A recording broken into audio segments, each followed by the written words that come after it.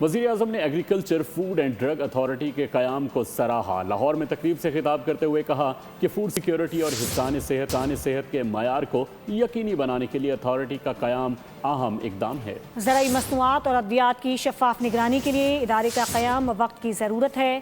جدید ٹیکنالوجی سے آراستہ ادارے کے قیام کے لیے مریم نواز کی کاوشیں قابل تحسین ہیں۔